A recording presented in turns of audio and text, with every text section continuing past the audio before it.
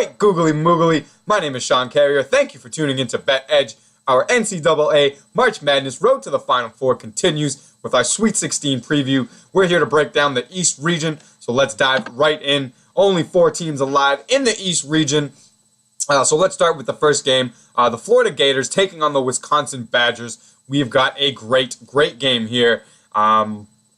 Lots to get to. Let's dive right in to the pace. Quite a discrepancy in pace. Florida likes to get up and down, push the ball. They're up at 68.4 possessions per basketball game. And Wisconsin, they play more of that slow-paced college style at 62.9 possessions. It's not the slowest in college basketball, but they definitely are do not push the pace by any stretch of the imagination. Sorry about that. And the offense per 100 possessions leans in Florida's direction, as well as the defense per 100 possessions.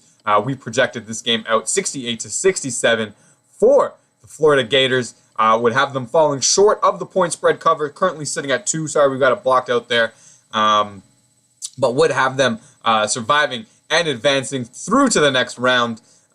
This is a tough game. I mean, I believe this game is very, very close. Maybe one of the best performances that we've seen in this tournament so far was the way Wisconsin was able to handle Villanova. Villanova, I'm sure, was a lot of people's pick to win it all. And they didn't play terribly in that game. And Wisconsin was able to hang in there with them, go blow for blow, and actually take the game down the stretch.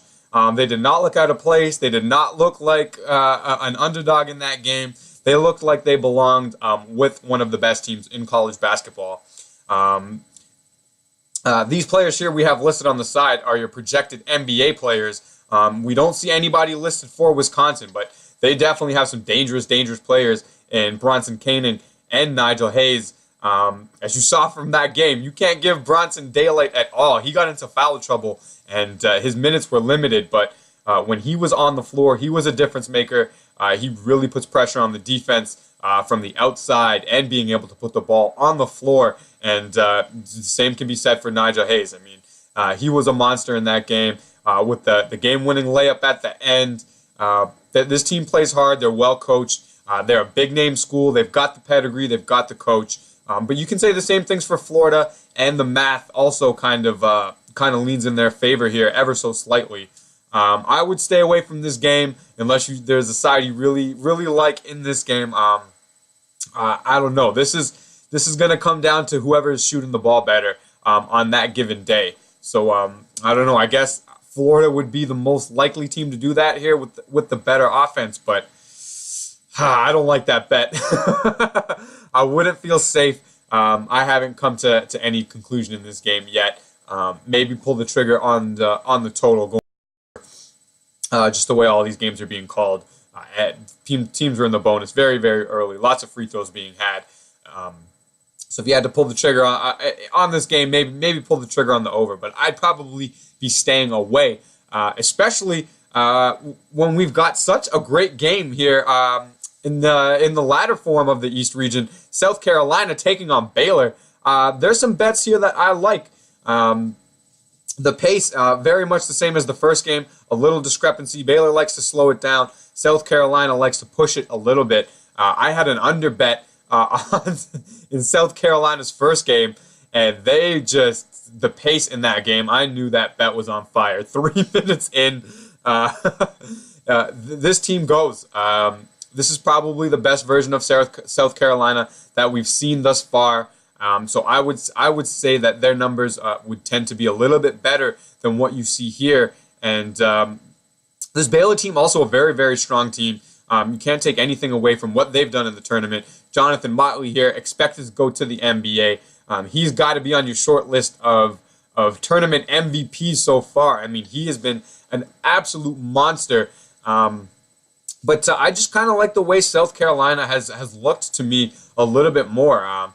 They're playing with that intensity. They're finding a way every night to get it done. They've been an underdog in both games so far, and they've come away with victories. That Duke game was crazy. That Duke game, Duke did not give up by any stretch of the imagination till it was all said and done.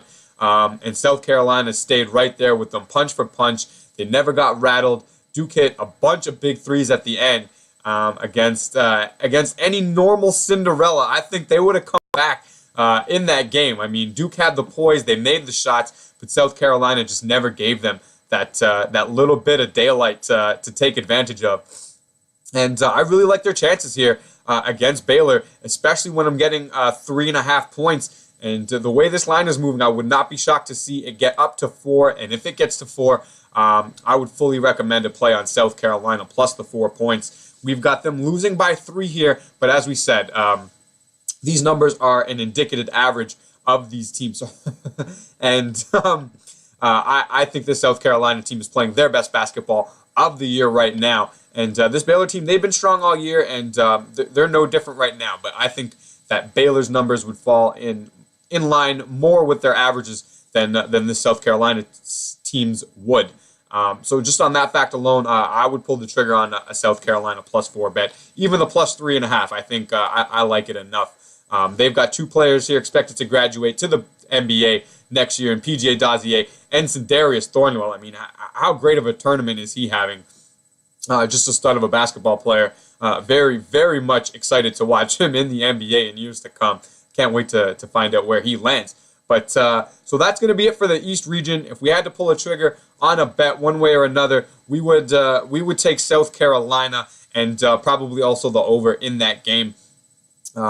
These teams like to go, or at least South Carolina does. Baylor should put their points up on the board. They haven't looked like they're struggling so far in this tournament.